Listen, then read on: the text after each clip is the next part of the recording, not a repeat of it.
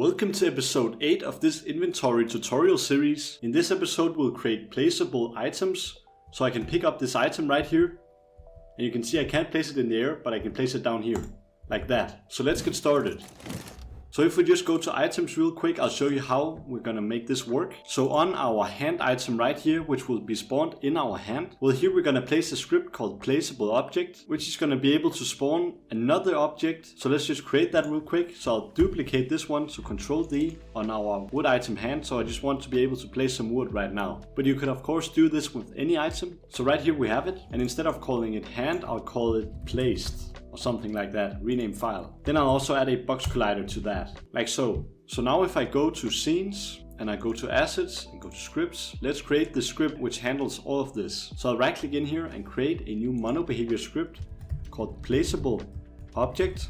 Now open this up. In here we'll remove the comments, like so. And then at the top we will add some placement settings. These placing settings will have a public game object called placed prefab. So this is the one we just created. Then we'll have a public float called max place distance. I'll just set this to a 5. Then let's have a public layer mask called ground mask. So this is where we're going to be able to place our objects. Then we're going to have some ghost material stuff. So I'll just write ghost material. We'll have 2 because we'll have a public material called valid ghost mat. And we'll have a public material called invalid ghost mat for when we can't place it. So that's when it's going to be red and it's going to be green for this one. Then let's add a private game object called ghost object. We'll also have a private renderer array. So let's add the brackets, call it ghost renderer. And lastly, a private bool called can place, which I'll set to false as a default value.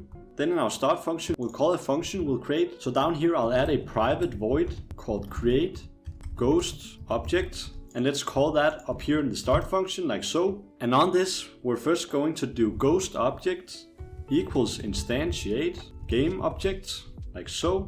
And then we're gonna do ghost object dot name equals ghost underscore plus our game object dot name.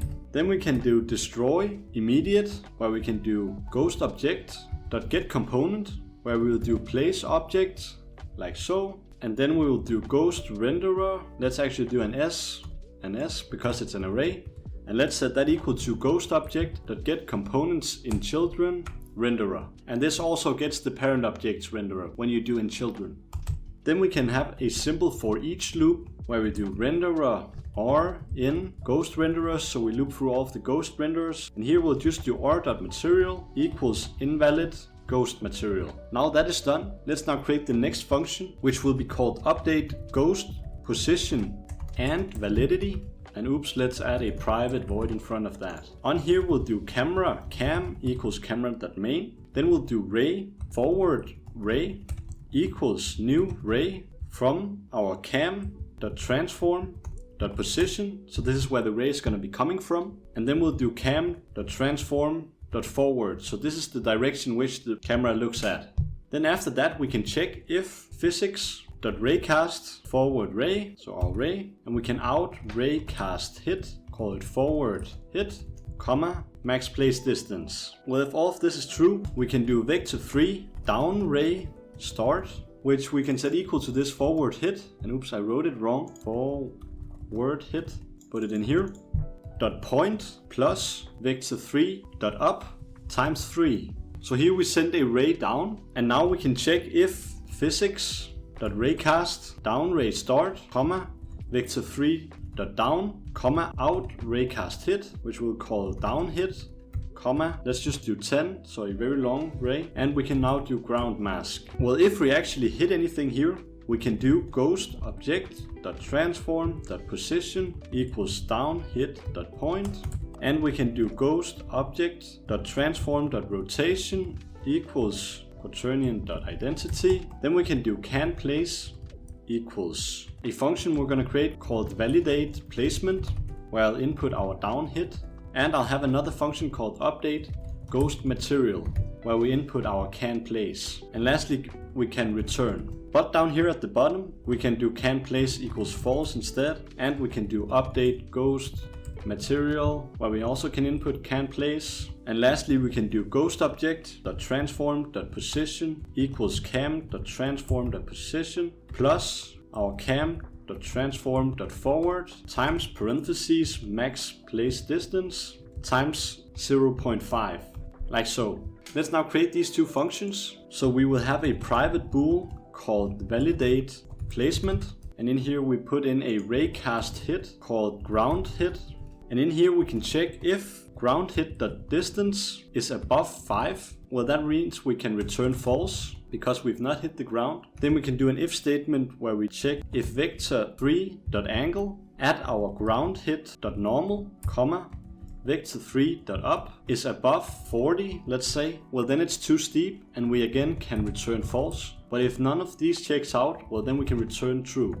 Let's also create the update ghost material function. So we will do private void called update ghost material, where we'll input a bool called can place. Here we can just have a simple for each loop where we do renderer or in ghost renderer. So we loop through the ghost renderers, and in here we'll simply do or.material equals can place question mark, and if it's true we'll do valid ghost material, or else we will do invalid ghost material. Perfect. Now lastly we can have a private void called try place object, and in here we will try to place our object when we press the mouse button. So we can check if can place first. If we cannot place, we'll return. Then we can do instantiate place prefab, comma, at our ghost object .transform.position, comma, ghost object.transform.rotation. And now we can do inventory.instance.consume equipped item, where we can do one, so we consume one of the equipped items. And then we can destroy our ghost object, and we can also destroy our game object, so the one we're holding in our hand, basically our hand object. Perfect. Now one last thing is we're gonna add a private void called onDisable. Here we will destroy our ghost object. And this happens when we stop equipping our item. Perfect, let's now hit up to the update function. Up here we'll first add the update, position and validity. And then we'll check if input.get mouse button down 0. Well, then we will do try place object, like so. Let's now head back into Unity. In here we'll click on assets, then we'll go to our items and to our wood, which we want to place. Click on this one, our hand item, and then we would add the place object function right here. Then I'll drag this one as the placed prefab. For our ground mask here, I'll set it to ground. And our two ghost materials, well, we need to create those. So go to assets, I'll just duplicate this blue material and I'll rename it to ghost mat. This one will be green and have a low alpha value of 100. And for it to be transparent, you need to set it to transparent instead of opaque. Then let's duplicate this one and call this one ghost mat invalid. And let's just make that red instead, something like that. Perfect. Now if we click back on this, we can drag our green one onto valid and the red one onto invalid. And let's now go to scenes and hit play. And now if we pick this up, you can see we can place it. And we can place about this far. Let's try to place it up here in the air. We can't, but down here, yep, we can. Perfect. And it disappears from our inventory. Perfect. So I hope you liked this episode. In the next episode, we're going to add boxes so you can open them up and look inside of them and place items. So see you for that episode. And also, if you like my teaching style, check out my school community. That will be the top link in the description. In there, you can learn a bunch of Unity and learn how to publish games completely as a beginner. So see you in there and have an amazing day.